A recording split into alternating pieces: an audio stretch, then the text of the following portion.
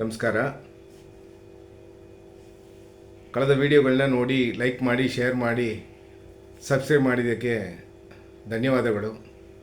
ಆದರೂ ನಾನು ಎಷ್ಟೋ ಟೈಮ್ಗಳನ್ನ ಸೇವ್ ಮಾಡಿಕೊಂಡು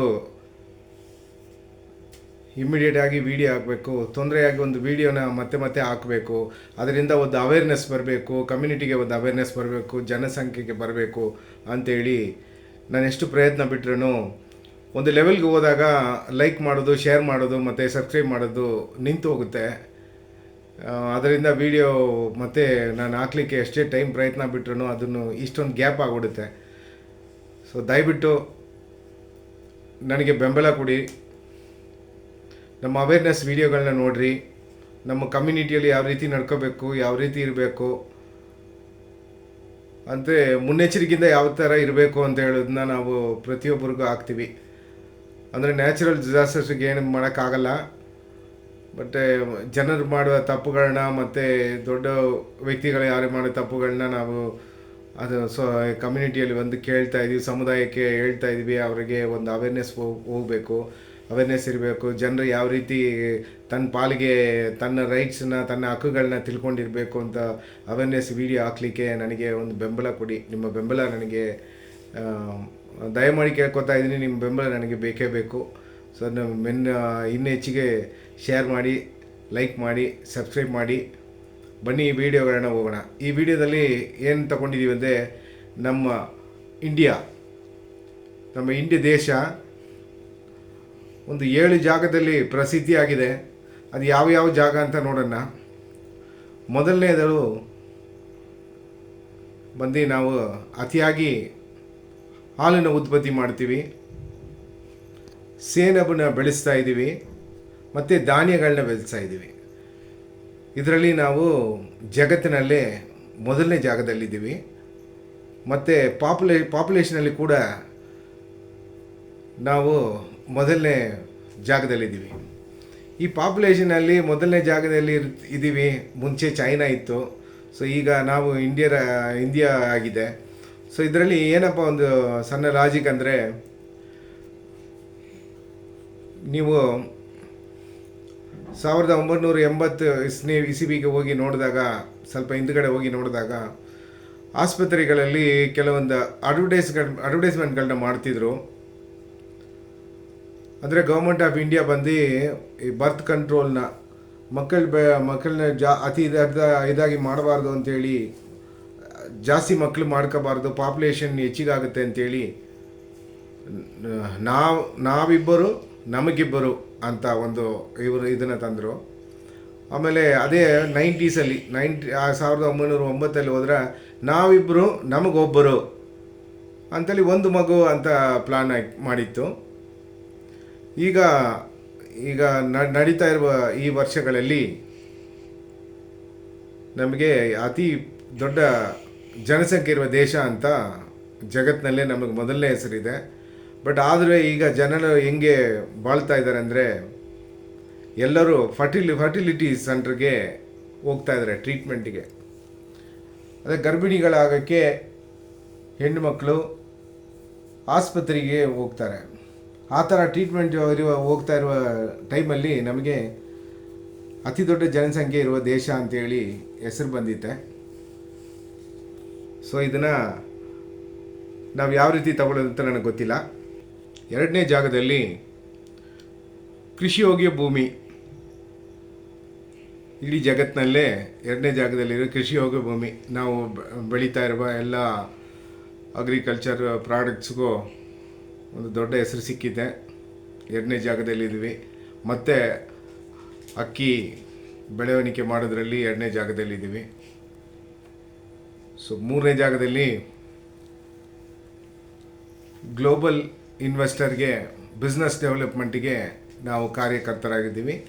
ಅಂದರೆ ಇಡೀ ಜಗತ್ತಿನಲ್ಲಿಂದ ಬಂದು ಯಾರೆಲ್ಲ ಹೊಸ ಕಂಪನಿಗಳು ಪ್ರಾರಂಭ ಮಾಡ್ತಾರೋ ಅದಕ್ಕೆ ತಕ್ಕನೆ ಇಂಡಸ್ಟ್ರಿಯಲ್ ಎಸ್ಟೇಟ್ಗಳನ್ನ ಮಾಡಿಕೊಡೋದು, IT ಪಾರ್ಕ್ಸ್ಗಳನ್ನ ಮಾಡಿಕೊಡೋದು, ಸಾಫ್ಟ್ವೇರ್ ಡೆವಲಪ್ಮೆಂಟ್ ಮಾಡೋದು, ಇದರಲ್ಲೆಲ್ಲ ನಾವು ಮೂರನೇ ಜಾಗದಲ್ಲಿದ್ದೀವಿ.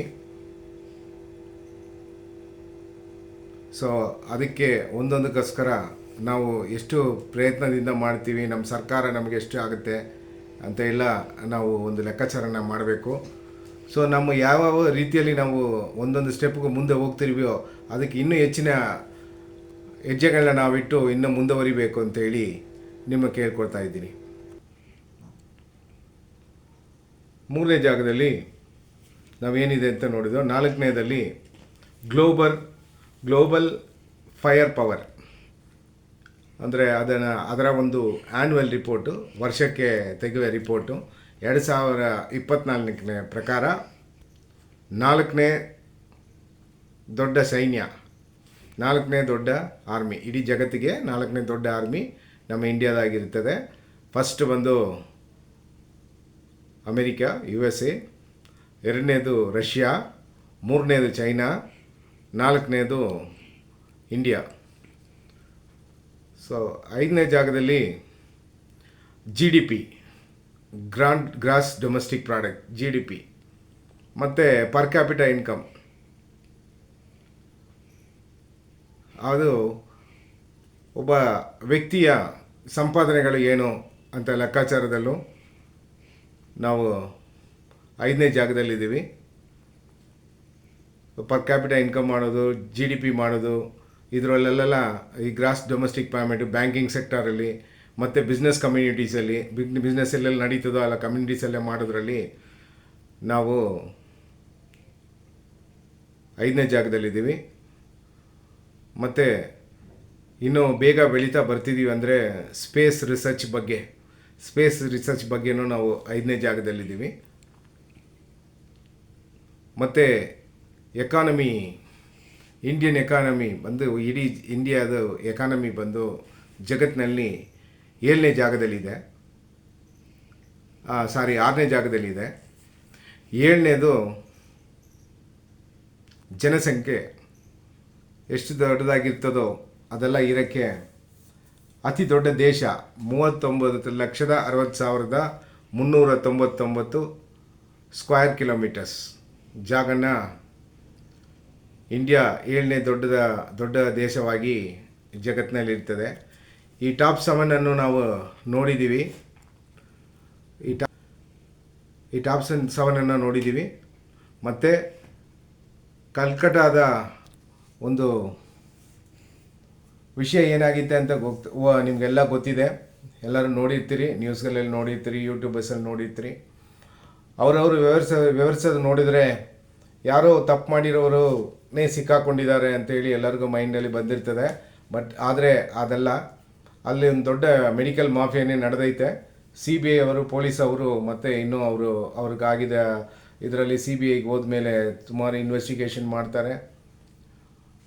ನಿಜಾನ ಅವ್ರ ಕಡೆಯಿಂದ ಯಾವ ಥರ ತಗೋಬೇಕು ಅನ್ನೋದನ್ನ ಪಾಲಿಸ್ತಾ ಇದ್ದಾರೆ.